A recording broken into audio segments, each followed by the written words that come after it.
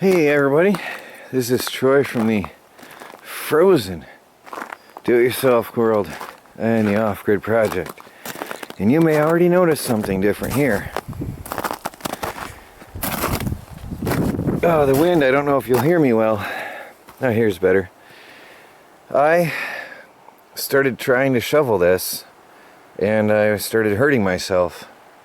So we ended up ordering a snowplow and had him come in here, and they did the job for us. There was no way I could do that. And now I couldn't shovel that if I wanted. Look, I'm not even putting a dent in that. I couldn't shovel this today. Look at that. There's no way that I can do any work today. So fortunately, we got them in yesterday and cleared out the place for the shed to be moved. And now, hopefully, you can see the big picture. The shed will be here.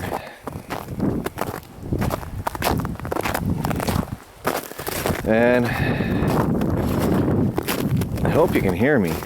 I just got back from the township town hall and got the permits and everything in place, and they inspected it and we are good to go. All good and straight and legal. I was hoping to prepare the ground today here, but it's too hard. It froze and it's really cold today. It got cold out. There was no way I was going to do that by hand. And my snowblower, the snowplow guy was here, and he said, you're not going to do that yourself. With that snowblower, he said, wasn't going to cut through this stuff. I mean, that was his profession. And he said that snowblower was not going to do this job. I'd have probably burnt it up. So I'm happy we did it like we did. But I've got to hope it warms up. And then we want to clear this area. I'm going to clear this area. And then try to find the most level spot for it. And I'm going to put down the cement blocks. And then we will get that shed put here on a level surface. And then that'll be where it stays. So it's going to be offset from the tree line there a little bit. So if anything ever tipped over, it won't hurt it. But these are small trees. But anyway, it'll be off a ways. And that's where it's going to be, facing the road. So it'll be cute. When you come in, you'll see this cute little shop. Melanie's crafting place. And a place to keep her groceries. She'll have it heated and nice and neat for her. And solar panels. We'll have solar power on top, so she can have light. By the way, the heat we're going to use is a Blue Flame propane heater, and it's battery ignition. So just make sure your batteries are good and you got no problem. So we can use rechargeables and just make sure we always replace them before they go low, and there's no issue. You'll never run out as long as the gas is topped off. You're good. So she'll have a nice place to go anytime. Michelle can play. That's part of the reason we got the bigger barn. Michelle can play out there with her, and she can do her crafting and have a nice place of her own. Off-grid, solar-powered shop for Melanie. By the way, somebody in the comments suggested a come-along to pull that back. And there's a tree not too far away. I think that's a very, very good idea. I'm going to probably find a way to fasten a board on there, a good heavy piece of lumber standing up, and fasten it well enough that when I put the come-along on the top of it, or maybe even come through I can even come through halfway down with the cable, and then all that pressure will be pulling, and I can pull that straight after it's thawed out. I like that idea. Fasten up on that tree back there and get that straightened up, and then I'm going to take the smaller grow bed out and take the soil and put it in the front one and fill that bout pyre, and then take pallets and butt them up against that really tight. And once I fill that, those walls can never lean again.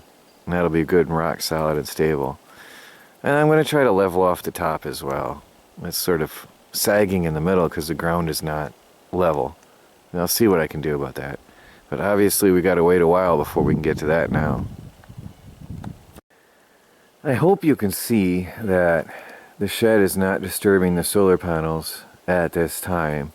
But that's going to be moved in a few days now anyway. As soon as I get the ground prepared, which isn't happening today, then, and that's I don't know if you can tell, that shed is leaning. Yeah, you can see it on the camera. It's leaning a bit. So that's definitely not where it's staying. But I made sure it was off far enough that it doesn't block the solar panels in any way, shape, or form. The sun is right about, yeah, just above those trees at peak. So that's fine. We have no problem there. Because I didn't want to lose any power. Well, looks like a beautiful day on the homestead. It's the next day. The morning is starting. And the barn still sits here. And I wasn't able to do anything with the ground yesterday. But we're running the roads right now. We have to move our store again, and that's a big job. So it's going to be about a month until things slow down for us in that aspect, and we get into every single day full-time homesteading videos. But this year is going to be one of the best ones yet for my videos. I got a lot of plans and we got a lot of work to do. We're probably going to grow Asian vegetables here around the store, and then we can serve our local customers. And we are making deliveries, local deliveries, so everything's working out in that. Anyway, I gotta get ready and get back over there, and I'm still running it from there as we pack up until the barn is where it's supposed to be. I'm still running it out of the office, so I'm not home full time yet, but it'll come very soon. You making pizza? Huh? Are you gonna get camera shy now all of a sudden? Look, there's a little bit of a smile. Michelle is making dinner. Actually, it's breakfast, but she's gonna have pizza for breakfast. Whoops, you dropped your cream. So, I planted some dollar store seeds in here because the ones I had were dead. They were not viable. One plant made it, but there's not enough sunlight this time of year yet. It's still too early. Although we get some sunny days, it's still too early to get to be able to grow vegetables for us right now. They get spindly, and they can't really. These are radishes, and they can't really succeed, and then they'll collapse. So these I planted on Saturday, and on a few days, Tuesday, they were sprouting. So I'm very impressed with that. And these were from the dollar store. So it's a mixture of, I don't even want Swiss chard or something, I don't know. And then there's something down there that's just starting to sprout today. And there's some other spindly ones that are just not looking like they're gonna make it, unfortunately, because there's not enough sunlight. So definitely it's too early for us to try to plant garden vegetables yet. We're gonna have to wait maybe another month until we can start doing sprouts. I was hoping I could do the lettuce and salad makings already, but I don't know if it's gonna work out or not. We'll see what happens. Anyway, that's the last of the updates for today. I'm going to get this video out to you, and this is today that you'll be seeing this. This is Troy from the Do-It-Yourself World and the Off-Grid Project. Starting a new day at the not off-grid office that we're emptying out to take to the off-grid homestead. Making the move, starting to pack our stuff, and get back to homesteading. Please like, subscribe, and share. What do you got? Oh yeah, in the garbage. Thank you. She's a neat freak. She loves to be clean and neat.